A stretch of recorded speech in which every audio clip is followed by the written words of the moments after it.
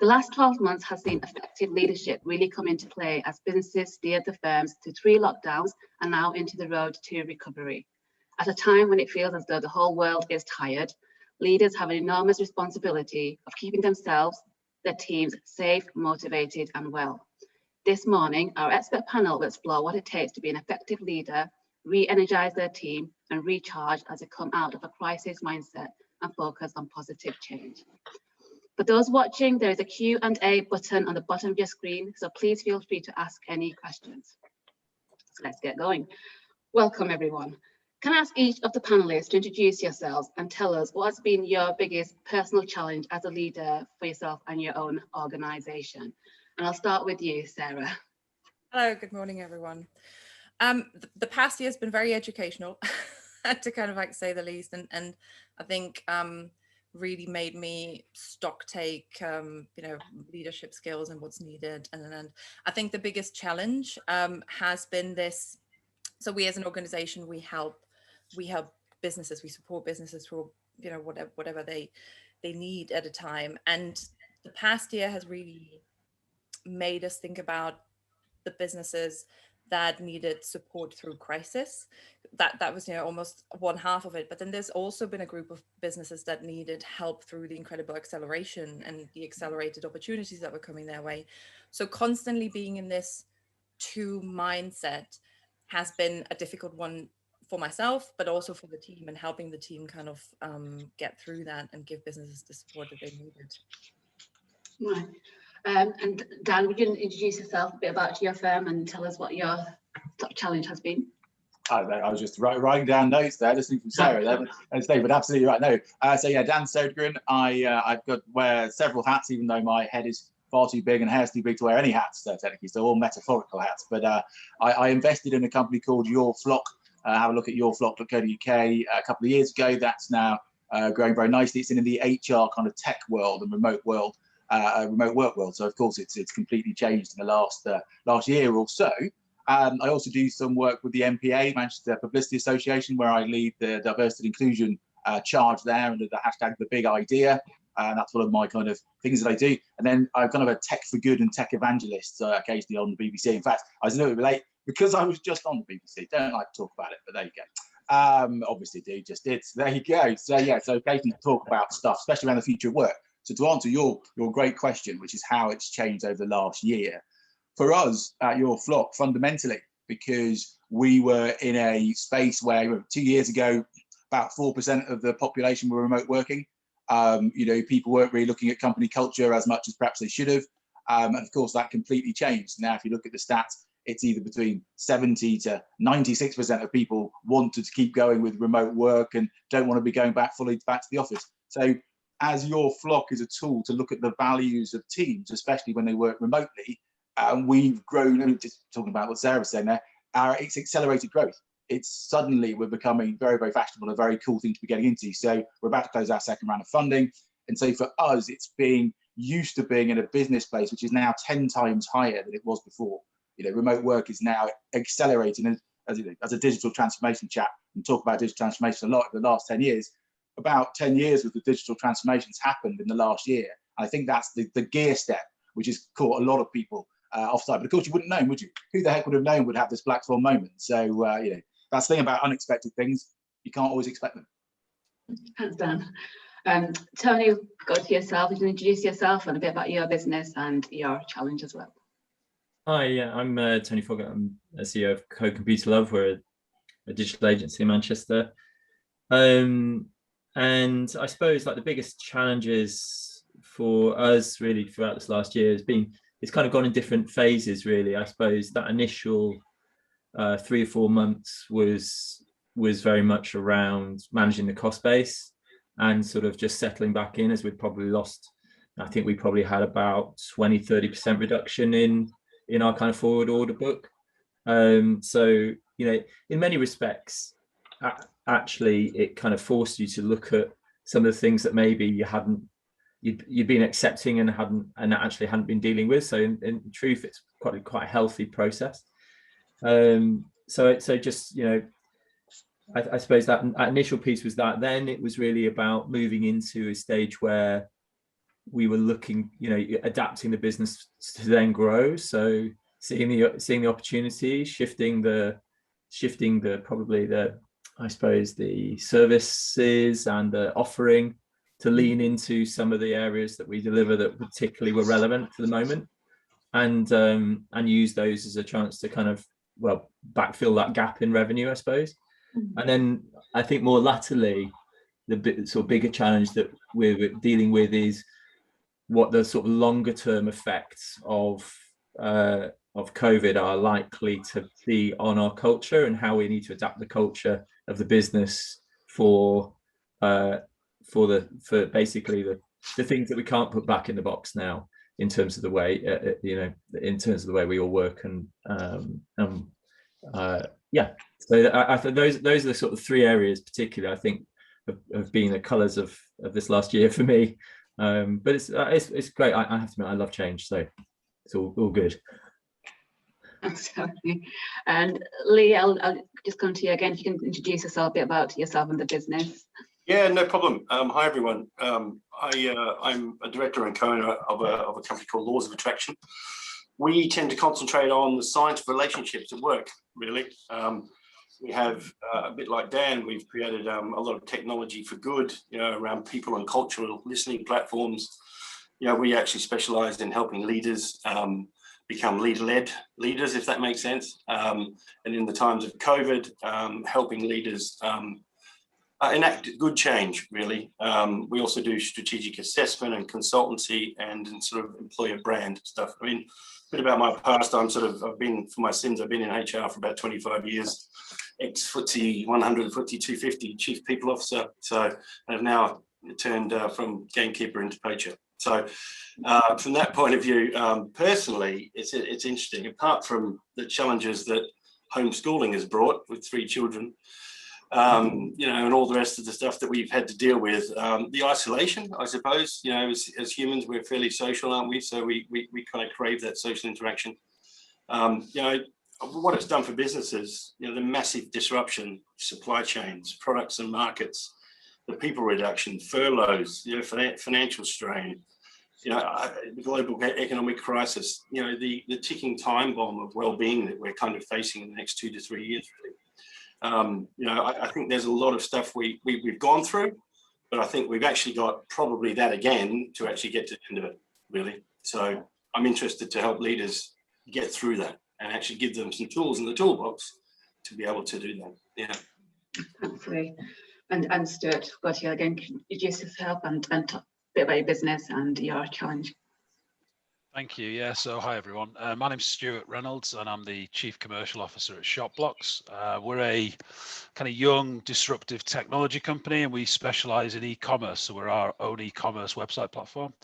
Obviously means the world that we're in, we've seen exponential growth. So we were already on a really good trajectory of kind of doubling or tripling every year. And that's just gone mental in the last 12 months as we've helped all of the businesses try and pivot through the pandemic. For me, I buzz off business and change and all that good stuff. So to me, yes, it's accelerated things, but it's been a really exciting time to kind of work with people who maybe were late to the party.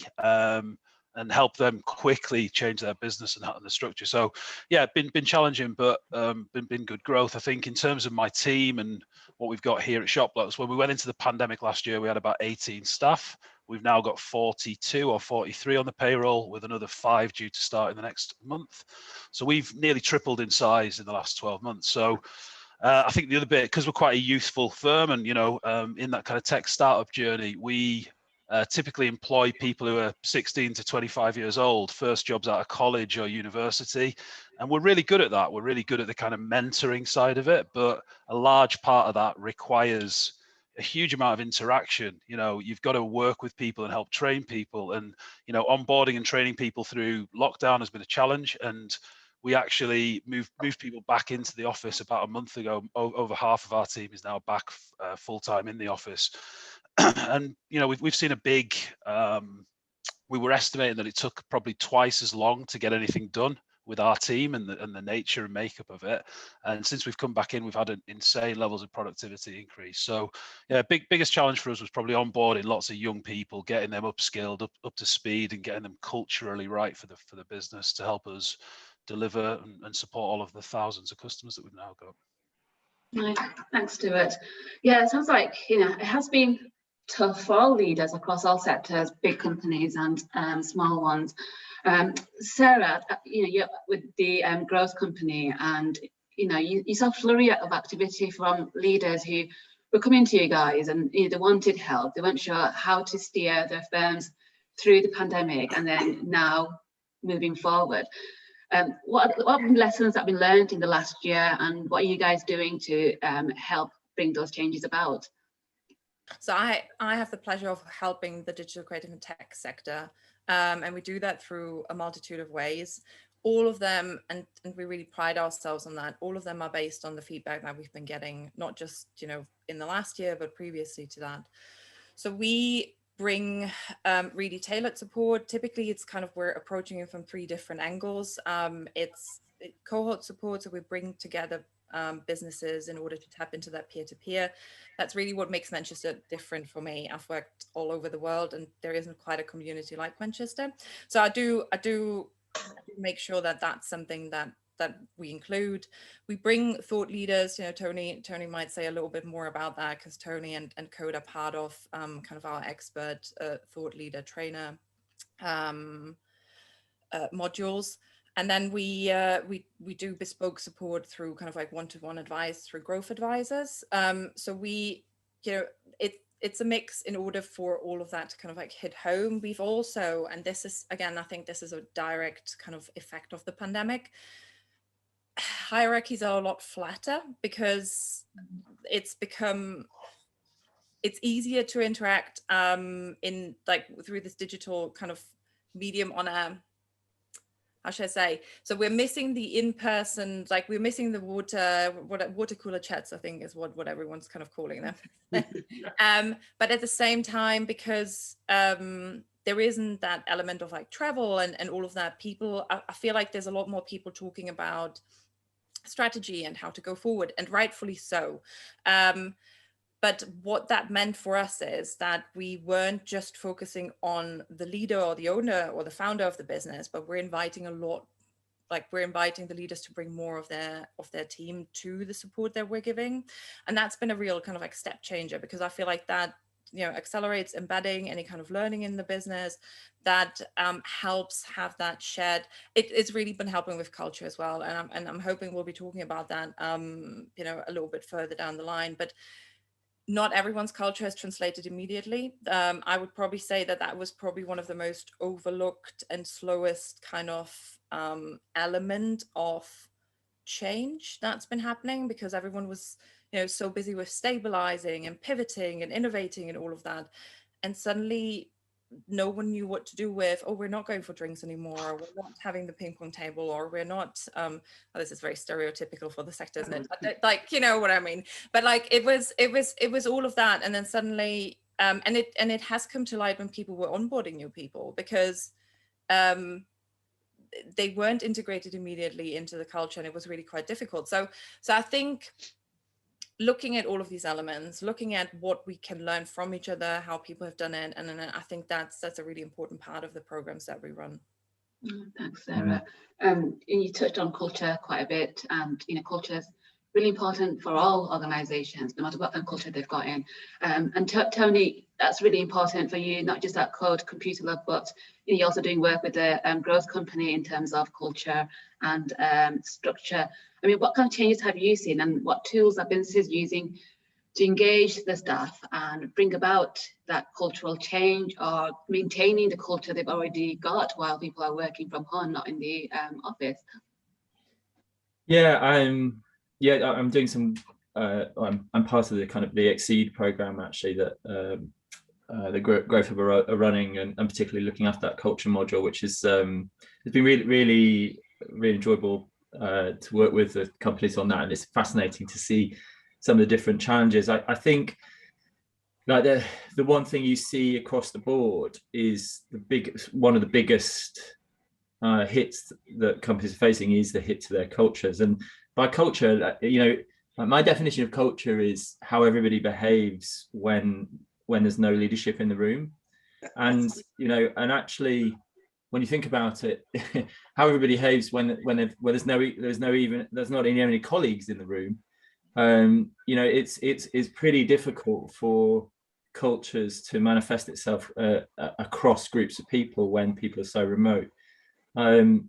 You know, and there are some like specific tools or specific, I suppose, innovations that we've implemented to try and bind people and to fill that kind of gap. You know, the obvious thing is that all communication, all touch points end up being much more formal, much more, you know, leaning towards pre-organized meetings, and you lose all that incidental contact. So in truth, you have to go a bit further to sort of create those incidental moments. We use things like Whereby, which is a particular meeting platform like Zoom, like the rest, but the difference is the meeting rooms are treated like actual rooms, so they're always there. So you can just have them always on, and people can just flow in and out of the rooms, and so that they can be left on in the background while the remote team's working, and just and so it can connect people that way. We've done varying different sort of more specific initiatives like Fika Time, which is a Swedish concept where you kind of deliberately spend time together, not doing work for a period of time, and in Sweden you provide some chocolates and things like that. I suppose everybody had to bring their own. So there's stuff like that, which is kind of, you know, let's put it forced fun, I suppose, in that respect. But you have to actually do some of those things to create those moments. There's particular problems around onboarding people, really. But then again, you know, I think when thinking about culture, actually, it's probably wrong to sort of imagine that the way we need to deal with this is to think of some specific things we need to do for lockdown. Actually, I think it's about coming back to basics. And if you want a healthy and strong culture in your business, then the start point as a leader is to create the clarity around exactly what things you value in an organization, and to make sure that you've delivered all the things that your people need to know in terms of your expectation of how those values translate into behaviors. And so what behaviors do you actually want to see you know, from those, and make sure it's simple, and then so that clarity is the first point. Then then beyond that, you need to make sure that you've translated that clarity you've created into the fabric of the business. So and that you're living by that. So do your recruitment processes make sure that you're recruiting your fit? Does your appraisal process come back to the things that you said you value? Does, you know, and in every turn point, does somebody in this organization bump into something that reinforces what you said was important in the first place? And so, you know, that's nothing to do with COVID, although the problem is that whenever there's any bigger change and we adapt to it, we can introduce new systems, new processes, things that actually can undermine the very things that we said were important. I can see, Dan, you're agreeing with a lot what Tony is saying. Viciously agreeing with all you just said there, Tony. Of course, I mean, we would do, of course, your flock, the piece of technology that we built is about leaders actually finding out the core value of their company, i.e. finding out the 9 attributes that you can do through this survey. You can actually pinpoint which one your company stands for the most, or the 3 core values you stand for the most, and how much your team's aligned with that central principle. So I'm going to, you know, say awesome, because that's exactly the proposition for the tech company I invested in. So we're on the right area. And for me as well is something slightly deeper, which I don't know, again, I'm going to kind of argue against myself. Technology is a great way to solve some of these problems. And I think there are so many pieces of the puzzle out there that are now technology led. Yeah, but we've also got to remember it's got to be people led as well. So it's all very well using things like Your Flock or Glint or Peakon or all these things. And believe me, Your Flock is just one part of the tech stack that you should use. Just like in marketing, you can't say, oh, well, email will sort out our marketing out. Well, Your Flock won't sort out your company culture, but it will certainly help. And there should be a load of other things that you use as well. But the thing is, it can't just be technology. So you as a leader have got to think about the resources and how you manage those resources differently. I heard a couple of days ago, a brilliant bit from the NHS, where they said with their digital transformation, they worked out you have to spend 3 times more money on the people resources than on the technology resource. So it's all very well bringing a new piece of tech, but you've got to then also make sure you bring in a load of other things on 12. People is really important. So it's all very well we talk about these things about bringing in Zoom and all these bits of technology, but you have to have people. So my question to everyone out there really is, how much are you investing in the head of people, or your head of culture, or your head of happiness for your organization? And these might not be things you've ever employed for. And I would think that maybe in the future, they're actually going to be key, not only using these technology to help your culture, but actually having people that help the culture too, whether we all go back to the office or not. Thanks, Dan.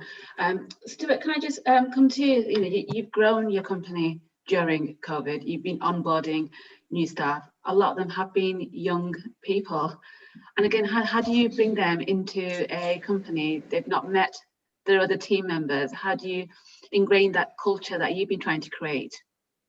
We yeah, it was interesting. Last January, before the pandemic, because as you're growing as a startup company, you slowly build the process and the structure and the stuff that you kind of know innately as the leader. You realize all of a sudden that the new guys don't have a clue what you're expecting.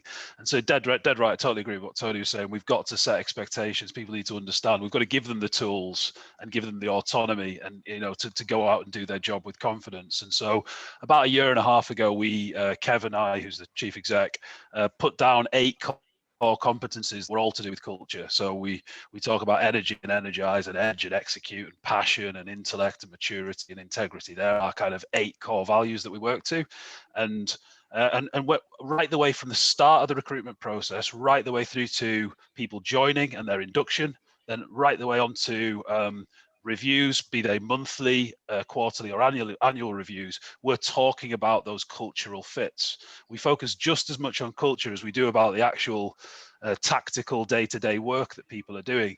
And actually, as far as every quarter, we now recognize about 10% of the staff get a treat, a day out, whatever we can do, depending on the world around us, where we pick out, or people can actually vote for examples of people displaying those qualities that we look for within the business. So look, it's been no end of a challenge being remote, but we're doing everything we can in terms of the structure and process to help those youngsters come in and know what it is that great looks like for us at this company.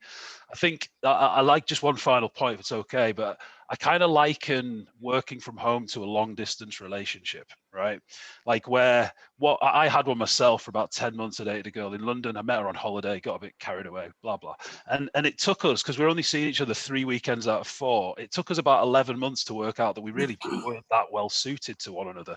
You can all pretend for a day or two to be this character, but if we'd have lived in the same city or the same house for a month, I'm adamant it would have been over much, much quicker, because culturally we would have seen what was going on, and I think working from home is very similar. You just get these little tidbits of connectivity, getting to know your colleagues, but anyone can jump onto a meeting for half an hour and be the person they need to be, but longer term in the office, day in, day out, is so important, I think. And we probably fly in the face of a lot of tech firms. I'm reading non-stop every day about big competitors of ours who are going fully remote and buying into that as the route forward. We're the exact opposite. Because of the makeup of my team, I think it's going to damage a whole generation of new career-minded, career-driven digital individuals if they can't get in and learn quickly and get that kind of mentorship and leadership within our office and within our culture. So yeah, we'll all be back in the office as soon as it's safe to do so. And I feel it's the right way for us to go. But isn't that to do with as you said yourself, the makeup of your staff being if they're mainly under 25? I mean, some great stats out there, or terrible stats, should I say. I think it's something like 20% of people have found this experience lonely, and rightly so. We've been locked away. We've been working from prison, working from our own homes. Let's not kid ourselves. This is not remote working. This is not working from home. This is working in a global pandemic with a silent, invisible virus that kills our grandparents. Let's not kid ourselves. It's not the same thing. Yeah. However, your generation of people, because they are a bit younger, will find it particularly acute, and especially because socioeconomically they might not have such a great place to live, so they couldn't go out anyway. So it's a terrible situation to be in, and onboarding is terrible. But what I'm trying to get to, I suppose, is that there are different ways to combat that loneliness. I don't think it's necessarily let's all get back into the office, because that's how we'll sort this out. I also really worry about companies that believe that their office space is how they generate culture. I think that's sometimes echoed in this call, and I think that's actually a real danger. because you might create a very toxic work environment very quickly, and actually a very non-diverse work environment very quickly with that kind of thinking. However, don't know your company well enough to say it isn't. I'm sure it's a lovely place to work. Horses for courses. As I said, I knew I'd be flying in the face of a lot of other people's experience and what they expect. I think I've worked remotely for about a decade in my own career, and I know how hard it is, even for me as somebody who's quite experienced and dedicated to getting my job done. I think the loneliness bit's interesting, and I suppose we're kind of moving on to mental health a little bit here, aren't we? And I think for me, the bits when I've felt the most anxious about work, and that was playing an effect in my life, was when I've started new companies and you get that, first day nerves. And I felt that when I've not been in a company that supported me properly, trained me properly, brought me into the culture and got me kind of upskilled quickly, I would often find that first day nerves continued until I got to a point where I felt confident in the job I was doing. And yeah, I think for us, we definitely believe that we can deliver that quicker and be more effective for people's. And I think actually, you speak to my team individually, I know what they tell us collectively, and who knows what they tell us, what they speak about behind our backs. But I believe that they'll all tell you that they are much, much happier in the office. Can I bring Lee into this? You said 25 years plus in HR now with laws of attraction. You've worked with companies and seen changes in the last 2 decades. What sort of trends are you seeing at the moment working with the companies in your firm, and how are they dealing with these challenges and working from home, the whole cultural aspect? Well, I can echo a couple of the points. I mean, I think just to finish that conversation off, my view between Stewart and Dan, I think it will end up being a hybrid, and it will depend on what will actually happen in terms of the culture at each company. If you've got a bunch of millennials in a very creative sort of space, they will want to be together. If you've got a multinational, matrix organization, then they're probably happy to work from home because they see more of the kids and have to travel less. It depends on their situation, really. I mean, what we're kind of seeing with our clients is it's been interesting. We've had this crisis. It's taken this event, albeit very terrible, to actually cause change and actually make us realize that we can actually work remotely. And some of the cultures, and the leadership in the cultures were actually pushing back. They're old like me and have had 25 years. They're used to being in an office. Therefore, everyone else has to come into an office. It's actually not that way at all, isn't it? Probably shouldn't have been beforehand, but it's probably ran that home. The speed, I think, of change and reaction that businesses have done has been immense. I think they've surprised themselves on how fast they've actually reacted to this change, albeit painful at times. Redeploying talent. We had a lot of our clients were actually looking at taking the opportunity, but I think it was Albert Einstein that said, in every crisis there presents an opportunity. I think that's true, actually, because you've got companies redefining their financials, their cost base, their cost benefits, their understanding of their actual makeup of their workforce, their target operating model, for example, when it comes to people and actually operations. So all of this stuff we're kind of seeing is actually changing in readiness to come out the other end a bit more fitter, really, and actually along the way to humanize the culture, to actually make people at the heart again. It should have been done before, but I think actually it's rammed at home to us, actually. So, shifting operations, developing new innovative products are all around people now. And I suppose from a leadership point of view, leaders have to be very careful because people aren't at the same place as them. They might come out quicker out of this process because they're probably, they're closer to the information from a strategic point of view and the exec point of view, but they need to actually take stock and take people with them. I think, there's a sort of 18-month, 2-year time lag before people get back on their feet individually. And so we've been so it's the 4 sort of pillars that really listen very intently and deeply to your workforce, regardless. That's a one-on-one conversation over Zoom. If it's a piece of technology, like a lot of companies offer, understand the one-to-one sort of relationship, develop adaptability, grow the resilience, actually do 360s on your leadership and actually let them learn, for example. Drive organizational performance through changing the leaders' mindsets, and then focus on care. So, I mean, interesting. I was having a chat with a client the other day, and they said, "Oh, we need to help people." And I said, "Well, have you got, have you got anything in place at the moment, like employee care schemes, for example?" So yeah, of course we have. I said, "Well, what's your utilization?" Well, we don't. I said, "Well, that's your first port of call. Use the stuff that you got already, actually, and then actually start to look at your well-being from a financial, mental, and physical three-pronged approach, really, and then change your operating model to actually put that change in place long-term and sustainable." So sorry, it's a long-winded answer, but it's kind of, yeah. Yeah. Sarah, you're seeing a lot of businesses who are wanting to change now, and they're not talking about that sort of the whole culture aspect where people are part of it, and now they're thinking actually they need to be at the heart of it, and firms you're speaking to, that's what they're saying to you now, aren't they? Yeah. Sorry, Sarah. Yeah. No, Leah, I thought you were talking to me. No, Leah, I was actually, absolutely agree with everything you said. I would probably add on to that. I would also add using the people that you have in the business, because that's also been a really nice side effect that we've seen. Everyone wants to help. So, so for those companies that might not have a care package because they're not at the size where they can afford it, or so, it is really about, again, that conversation about tapping into the goodwill of the staff that is in the business. I think, yes, to answer your question, businesses want to change, and they want to, and they're really, at the moment, they're this really interesting point where they're making up their minds whether they want to be the first leaders who will kind of put kind of a marker in the sand, just like Stewart just said. He said, this is the culture I want to drive forward. I want everyone in the business. That's a quite bold statement that not everyone at the moment is ready to say, because obviously it comes with a cost. Any bit of clarity comes with a cost, because it also means you're saying, no, I'm not going to promote the whole remote working, and with that potentially being unattractive to certain kind of like skills or people that are looking for jobs.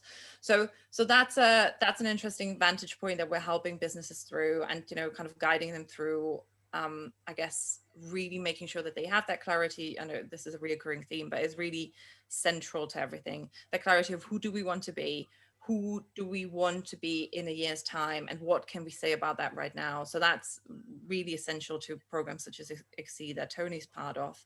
But then equally, it's about giving them that best practice of like what are peers doing in terms of inviting that people side of things. So we're making a really big effort in terms of giving different platforms, because we find the Teams meetings, the Zoom calls, they are quite formal, so we're having to give people other outlets to have that, whether that's just a really simple WhatsApp group that the teams have going, and then you see the memes flying in from time to time. It's just that on the side kind of like mini conversation that would happen in the office.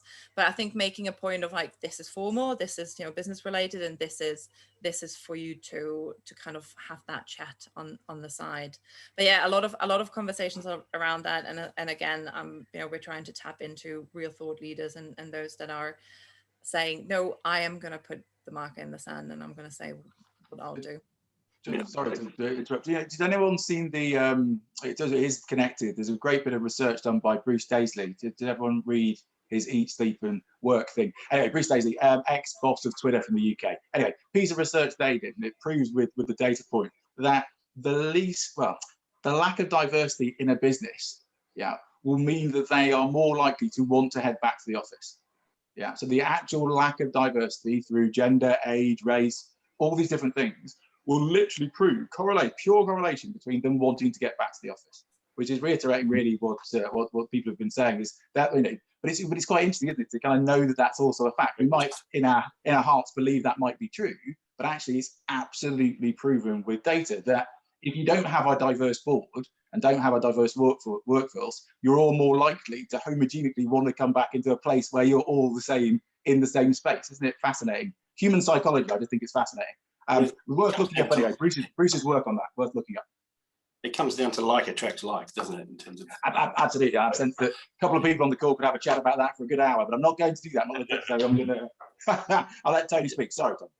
No, well, I was just going to come back to it builds on that, but not completely on top of it. But it's you know, when I mentioned like now we're looking at the longer term changes that we in how we adapt. I think our workforce, we have probably 20-30% of them are that millennial, in that millennial space, but we probably have a lot more sort of families and you know, I suppose, yeah, a distribution of age. And so actually there's a lot we're finding that the distributed working, which to be honest for us, that was not the problem. Like actually when we have very formalized teams working with agile methodologies, they were moving remotely was the doddle actually. And we literally just flicked a switch overnight and it just continued. We switched a few tools out and it was great. But now as we come back in, actually there's a real desire from the teams to continue some of that flexibility. So and actually we're hearing, I really agree with Lee that it's really about adapting to a blended way of working beyond this. And I think, you know, and I also really agree with Lee in terms about putting that what those employees are asking for first. I mean, there's, you know, particularly if you come from the service industry, then your whole business model is based upon, you know, the idea that you have to treat your employees like customers and your customers like employees. You know, we are just a talent business, and if you build that the right place for that talent to come in and do its best work, then you create a wonderful product for your customers. It creates value for them, and then they create value for your company, and that's the way it goes round and round. So yeah, so I think we have to adapt, and we have to think longer term actually about how we listen to what they want and how we build that into our work. The other thing I was just going to mention, bring back to Stewart, is the way is when we think about culture, one of the other factors that really affects I suppose what we're doing in that space is the size of the organization and where we're at in terms of level of maturity. So I remember when we were sub 30-40, the culture was very much just driven by the leadership, the way we behaved, just the team itself. When we broke through past 50 or so, suddenly that, you know, the things we were introduced to manage that complexity were undermining the culture that we'd actually created in the first place.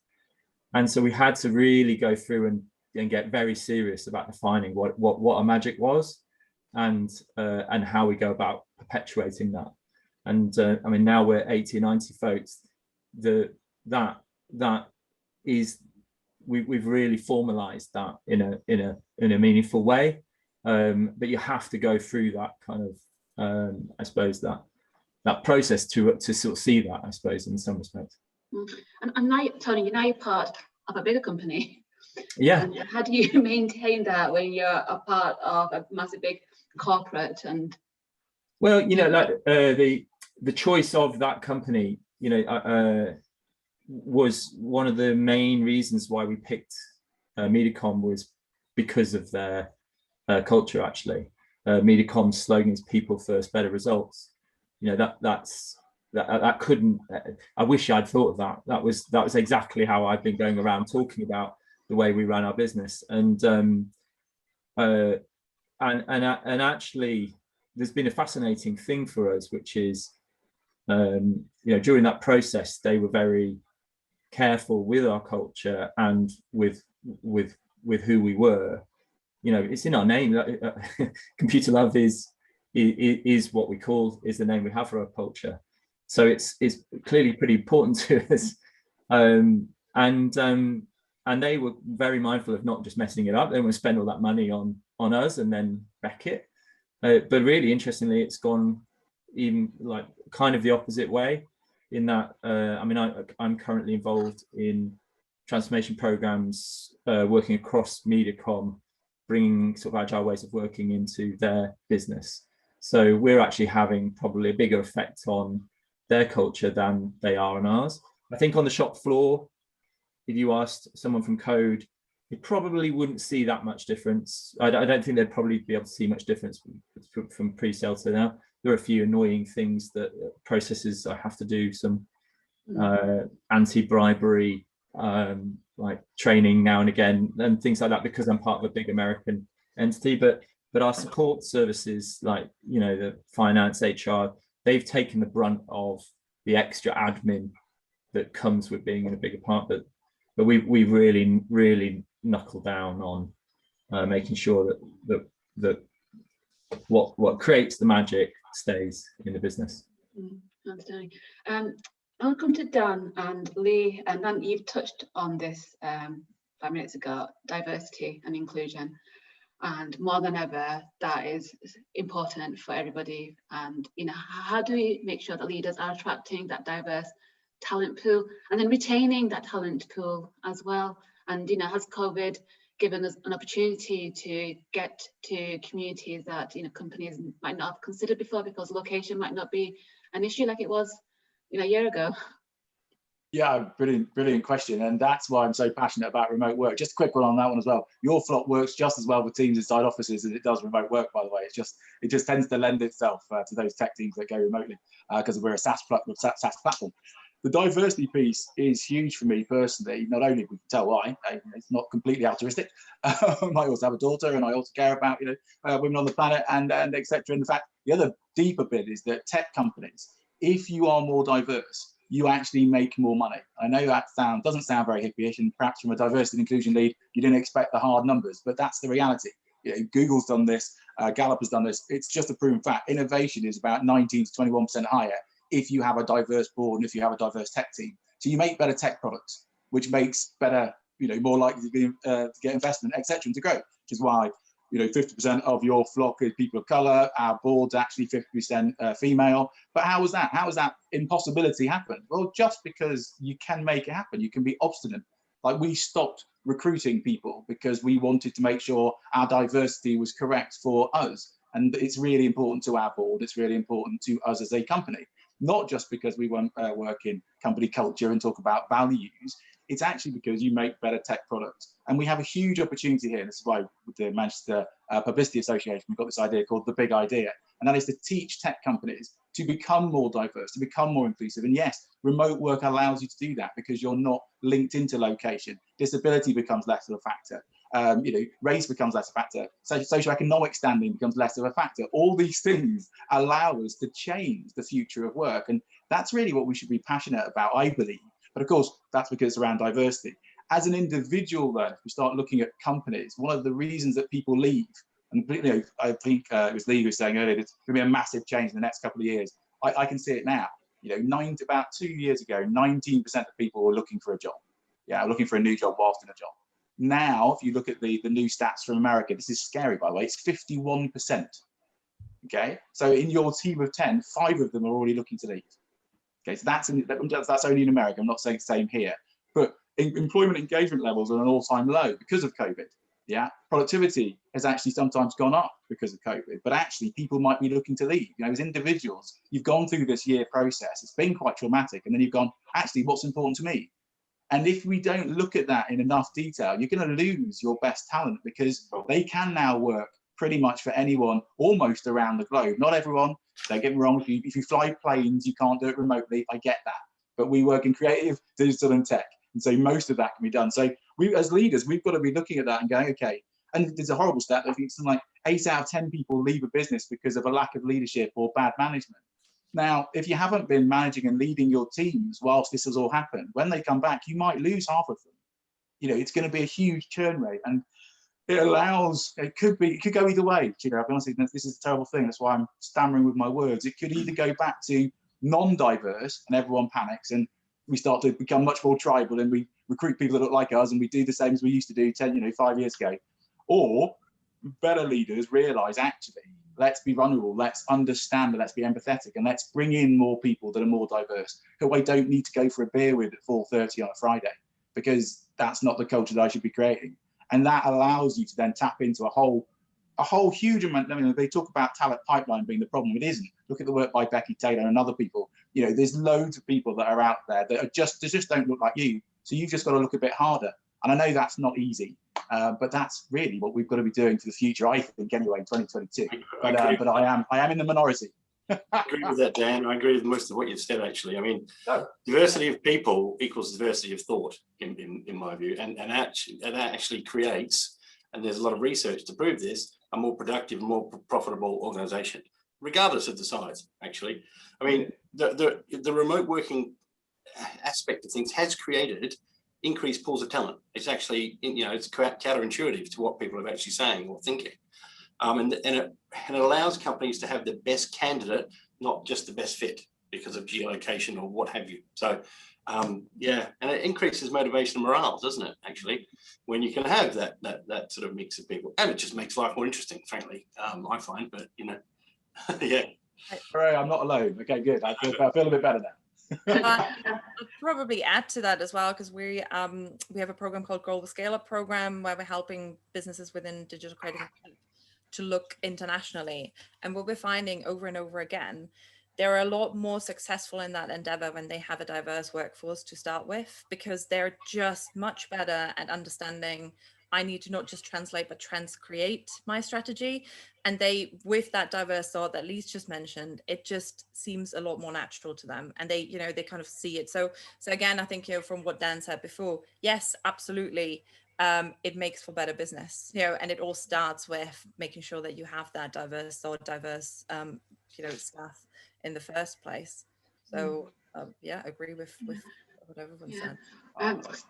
Sorry, Stuart, you've been recruiting quite recently. How have you found that, onboarding, and have you found trying to get that diverse pool of challenge, or diversity? Yeah, diversity is a challenge for us because of I suppose the industry we're in and the age of the company that we are. So we've simply got to try and be really we've got to hone in on what we can afford to spend, and we've got to spend our money really wisely. So our salaries that we offer aren't industry leading, and as a result we do struggle to the bit that we struggle with from a diversity perspective is purely on age.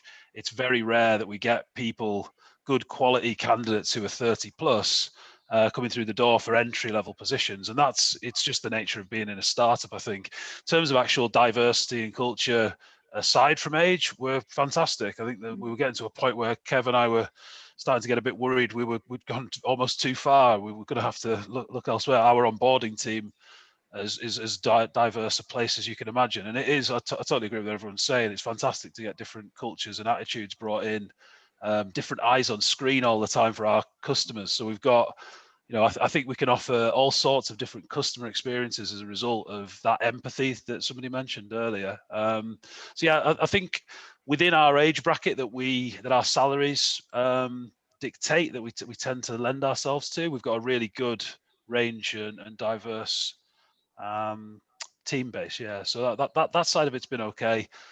I think generally we do get less females applying for positions, and Kev and I are desperate to get more in, because there's just things that we're just not as good at. It's we've just got to be honest about it, organization skills, and general just caring about a customer experience. I don't know what it is, but something in the nature and the makeup of us as humans, just it tends to me that we get a lot more empathy.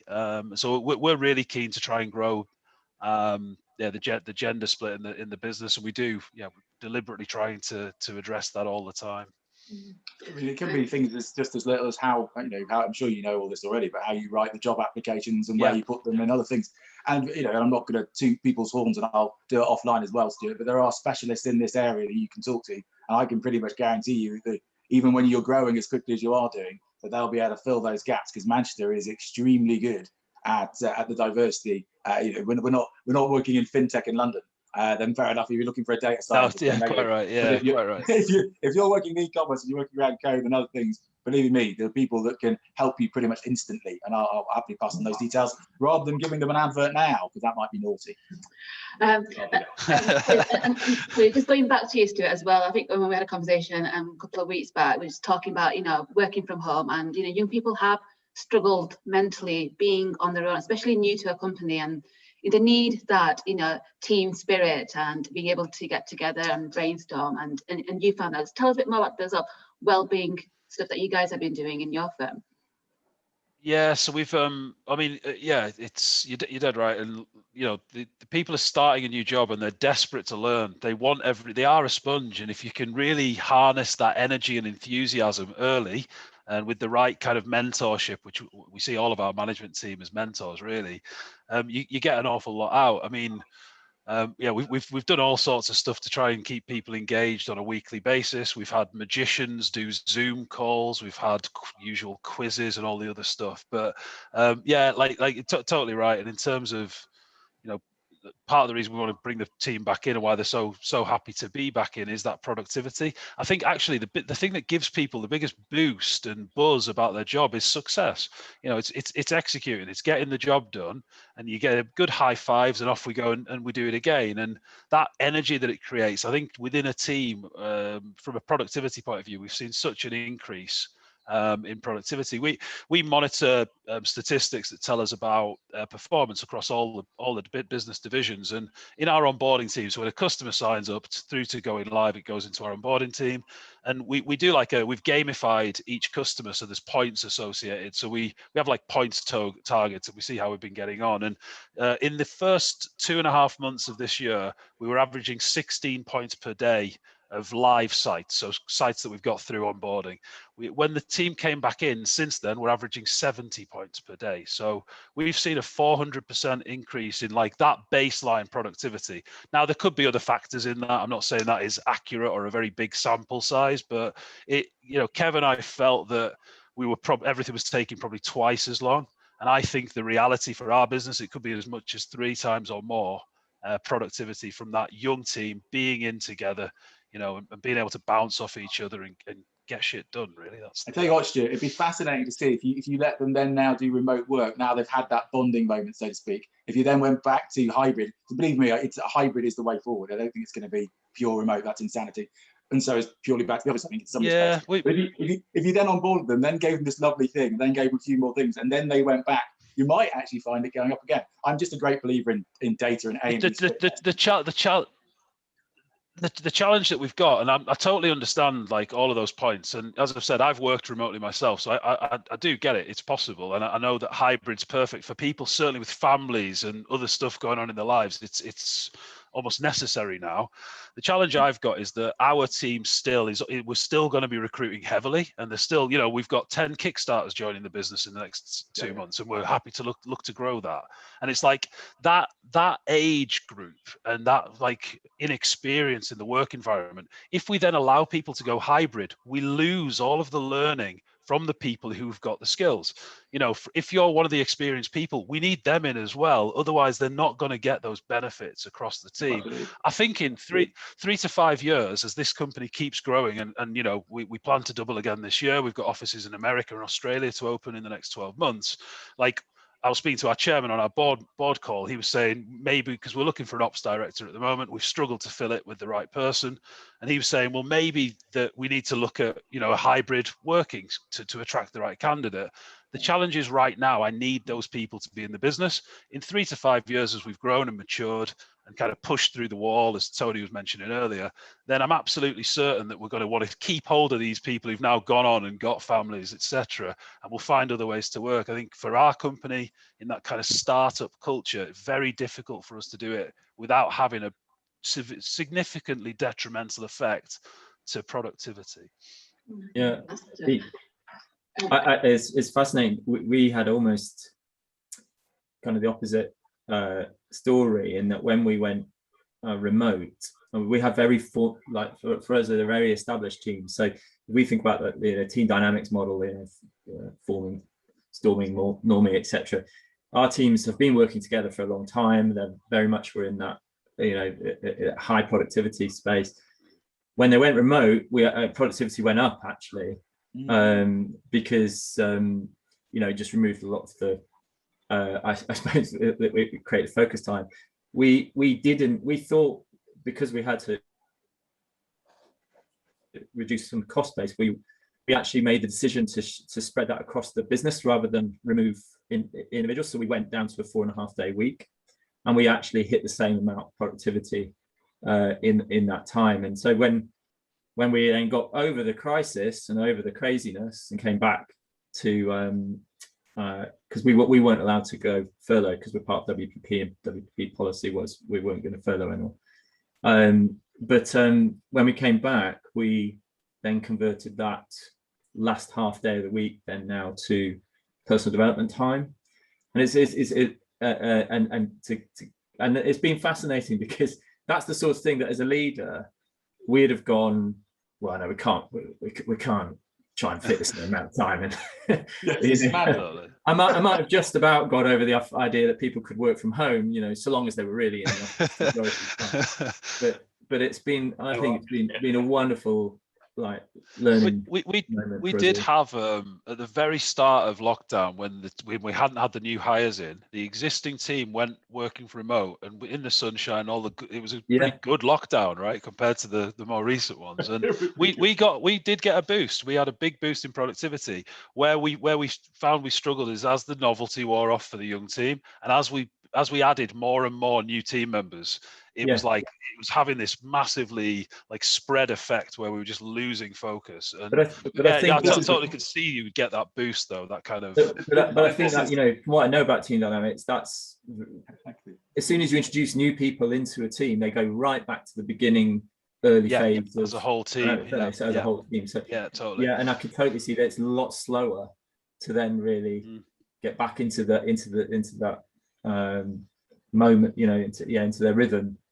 The forming, there's definitely challenges for us, and we're aware of it. We get a buzz out of the growth of the company. Like Kevin and I aren't in this business to run a lifestyle business. We want to grow this thing to 500 staff, 1,000 staff globally, and we know that this is just one phase. And actually, a lot of the stuff that we've heard about today has been really interesting to me to factor in as we do go through the next year, 3 years, 5 years of our business growth to kind of.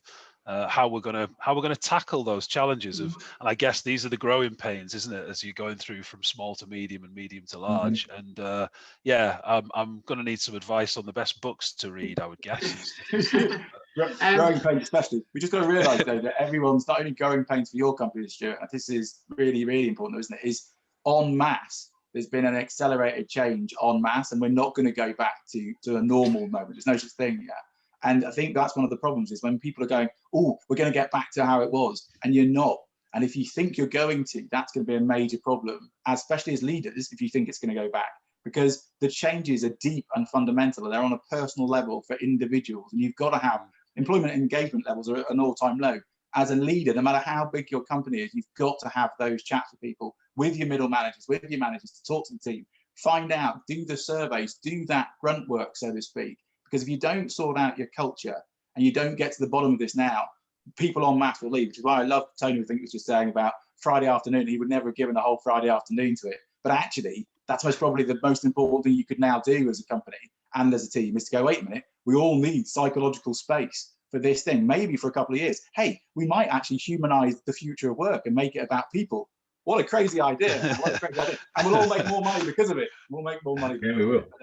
And just really quick, just one piece of encouragement, because I think what I'm hearing was absolutely fantastic, because while Stuart and Tony have different views, they have a common theme, which was transparency and honesty, because you have been referring back to what you found out. So you've looked at data, you've looked at what it was, and and both of your sides make total sense. So I guess just a piece of encouragement to the leaders there are on the webinar today. Take that leap, share what you found out, share your reasoning why you're going down that path or that path, because I think then it becomes so much easier for your staff to follow your lead. And don't do a base camp. I don't know if anyone's seen what happened with base camp, but don't do that. Don't do what they just did. Google what base camp just did, but there we go. I've got a question from Tim Lambert here. He said, our team has grown throughout lockdown. I still haven't met 3 of our team face to face, but we have become a really high performing team.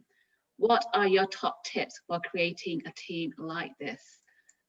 Lee, do you want to take that? Sure. So if I get the question right, it's so we're actually a high performing team in lockdown and we don't see each other, right? So what happens when we actually see each other? Okay. I mean, I think you need to understand, firstly, try to actually analyze the facts around data as to why you actually are a high performing team. There's many ways of actually understanding the criteria based on high performing teams. It might be a lot of stuff, but try and get a baseline of that and follow it through. Keep your targets and keep having the conversation.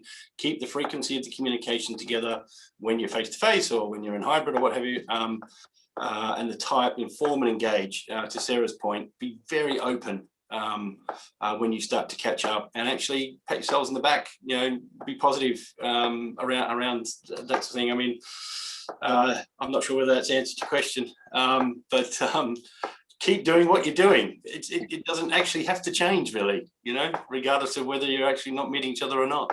So certainly from our point of view, obviously I'm going to say use your flock. You can't at the moment, we're in stealth mode because there's some machine learning stuff we're doing. But anyway, use a bit of technology to align your values. The reason why aligning values of the team is so important, though, is if you can get a purpose-driven or purpose-led team which share the same values, you're about 300% more productive than when you don't have that. So it might seem like a very weird thing to say, but honestly, look at your values. Look at what you share as human beings that's important to you, because those motivations are the reason that you're working so well together. That's why you've got high productivity. And by the way, it might not have anything to do with money. Money is a side effect of you working brilliantly together and liking and trusting each other.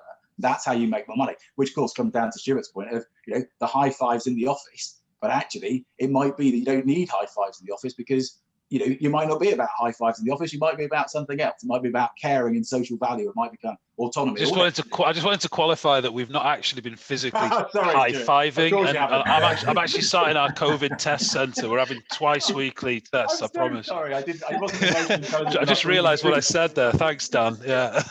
I'm so sorry. I didn't mean to throw you on the bus now. Obviously, as we all know, Shopblocks and all their associates always follow all COVID-led procedures and have done for the last year and a half. Make that very clear. Right, thanks, Dan. So we've actually come to the end of our session. I think that was really interesting. Values, culture, people at the heart of it is the way forward. Thank you all for your time today. Thank you to all the participants who've signed up for this session. There will be a write-up on this on the businessdesk.com next week, so please do look out for that. Again, thank you. Thanks, everyone. Thanks, Shalina. Cheers. Thanks, everyone. Bye. Cheers, everybody. Take care. Bye. Always the Zoom wave.